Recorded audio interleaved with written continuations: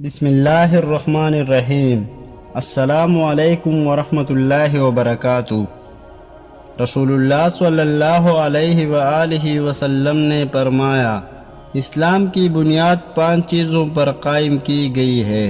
اول، گواہی دینا کہ اللہ کے سوا کوئی معبود نہیں، اور بے شک محمد صلی اللہ علیہ وآلہ وسلم اللہ کے سچے رسول ہے، اور نماز قائم کرنا، اور زکوٰۃ ادا کرنا، اور حج کرنا، اور رمضان کے روزے رکھنا۔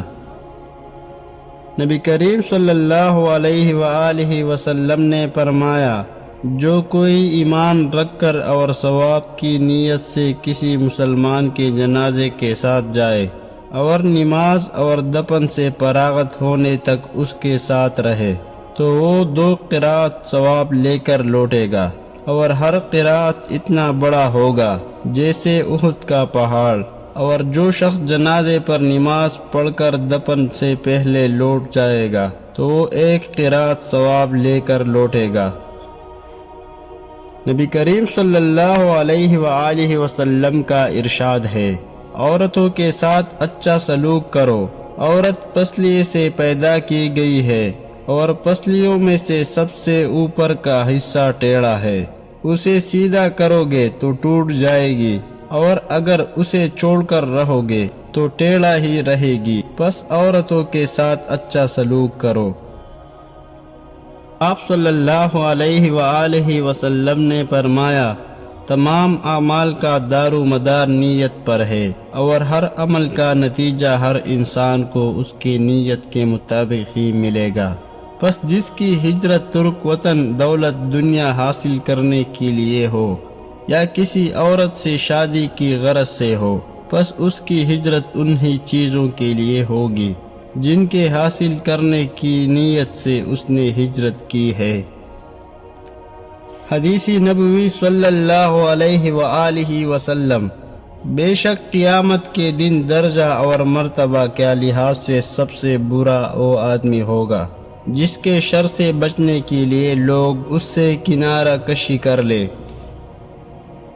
اللہ تعالی نے فرمایا، اپنی امت سے کہنا کہ میرا ذکر اپنی انگلیوں پر کیا کرو۔ جب تم اندھیری قبر میں تنہا ہوگے تو یہ انگلیاں آپ کی قبر کو روشن کر دیں گے۔ آپ صلی اللہ علیہ وآلہ وسلم نے فرمایا، آباد رہے وہ شخص جو میری حدیث کو سن کر دوسروں تک پہنچائے۔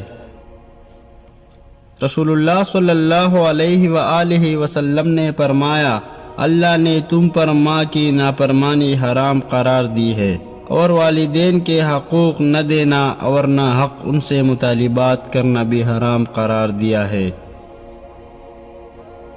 صحابہ کرام رضی اللہ عنہ تعالی عنہم نے عرض کیا کہ یا رسول اللہ، کیا ہمیں جانوروں کے ساتھ نیکی کرنے میں بھی ثواب ملتا ہے؟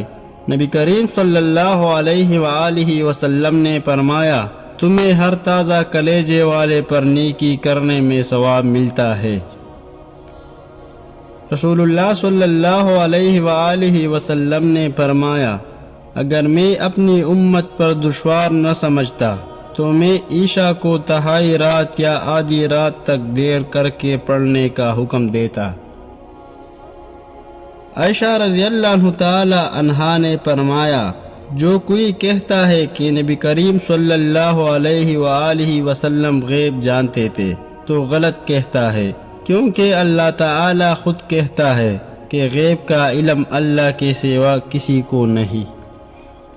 رسول اللہ صلی اللہ علیہ وآلہ وسلم نے فرمایا، کیا میں تمہیں سب سے بڑی گناہ کی خبر نہ دوں؟